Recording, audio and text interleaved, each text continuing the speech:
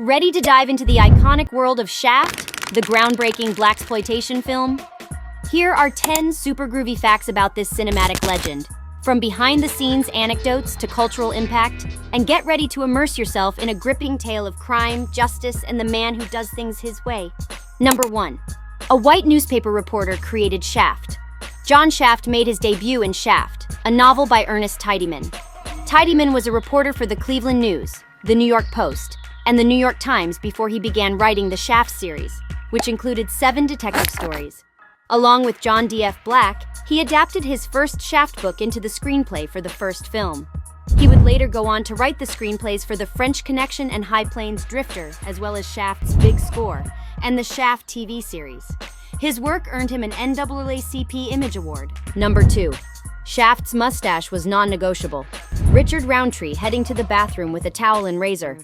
Producer Joel Freeman had asked him to get rid of his soon-to-be legendary mustache. Parks told Roundtree emphatically, "Shave it off and you're out of a job." And with that, the stash stayed in the picture. Number 3, the studio wanted to shoot Shaft in Los Angeles. Shaft was filmed entirely in New York City, which is clearly illustrated by the shots of Times Square and Greenwich Village. But it nearly wasn't.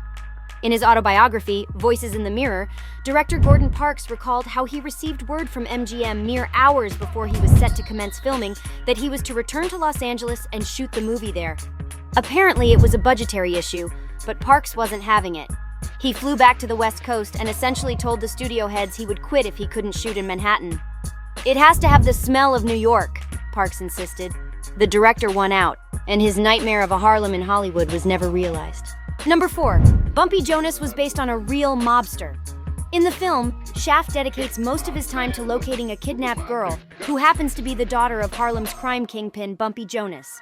It's worth noting that Bumpy Jonas was not a creation of Hollywood.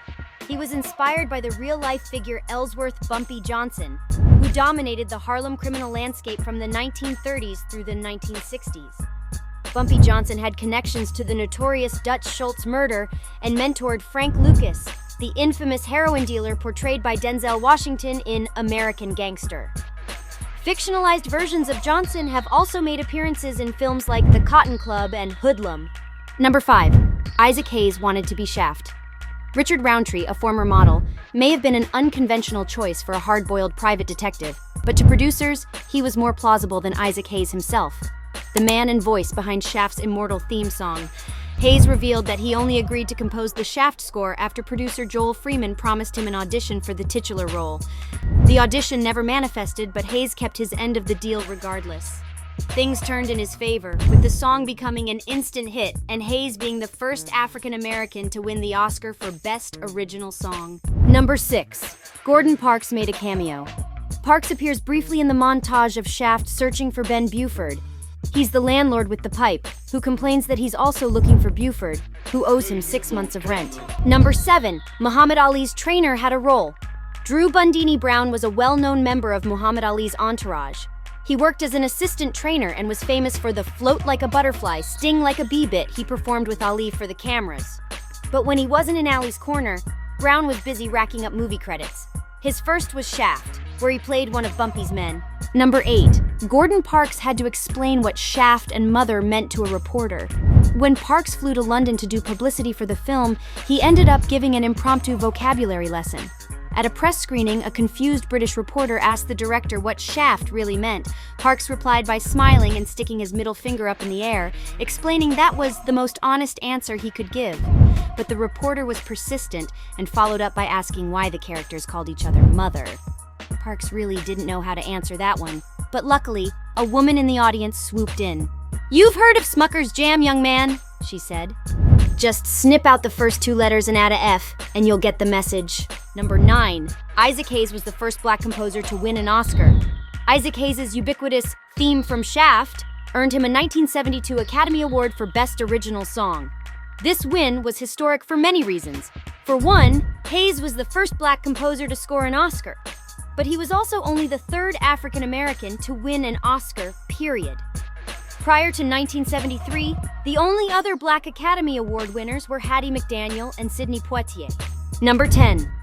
The Legend of White Shaft.